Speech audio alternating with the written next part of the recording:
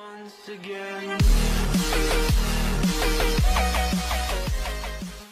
Hello, it's Jimmy here at O'Reilly's, and I thought I'd just give you a quick video how you can do nice and easy brake bleeding. So we've got an Audi here. It's just had a new caliper, so we've just put a new caliper on this, and now it's going to need the air bleeding out from the system. So once you remove this and put a new caliper on, there's no brake fluid inside this new caliper.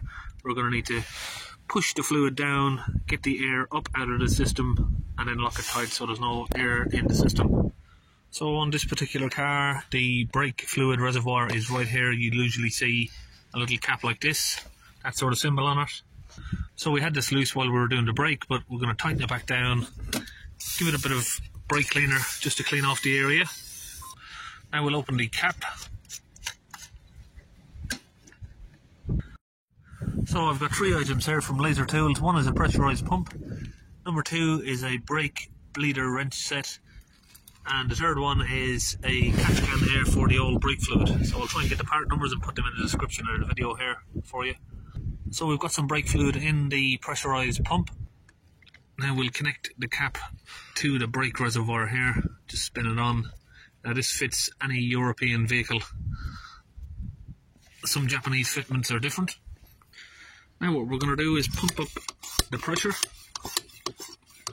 A little pump on the top here. So we get the pressure up around the mid-range there, so you can see they've got a pressure gauge on there.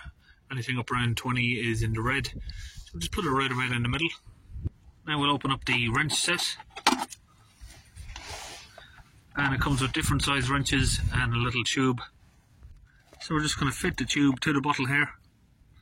Now we're going to find the right size ratchet that fits the nipple. In this case it's a number 10. So inside here you got a little rubber tubing built into it. That's going to fit directly on there like that. Push it down nice and snug so it's got a nice seal. And we'll connect the tube onto that. We'll get our bottle and find somewhere to hang it, just about there. Now we'll just open the nipple and we should see some fluid coming up. And we're going to keep our eye on that until we see that there is no longer any bubbles coming up. Once we've got a nice clear line flowing of fluid, we can close up this.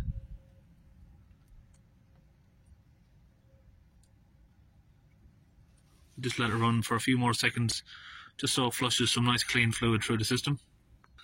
As you're doing that, you'll see the pressure slightly coming down on the gauge here.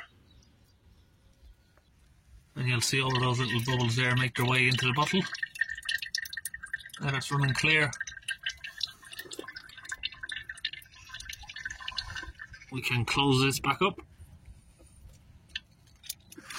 Now if you take notice on this, you've got a little arrow that points, so the fluid can only run one way, it won't flow back. So that means once you disconnect this, you won't get all of that fluid in the line running all the way back. It keeps that sealed, and if we disconnect it, you'll only spill the minor amount that's from here to there. Now we can come back to the caliper, slip that off, and put our little cap back on there. That's the cleanest way you're gonna bleed brakes without making any mess and without needing a second person. All on your own, one person can do this. You don't need any extra help. Come back to the pressurised bottle, relieve the pressure.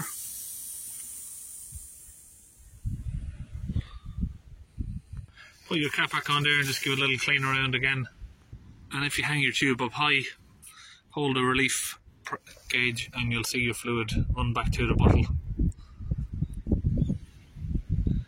That just saves you doing any sort of spillage from the tube out, so you don't get any drips.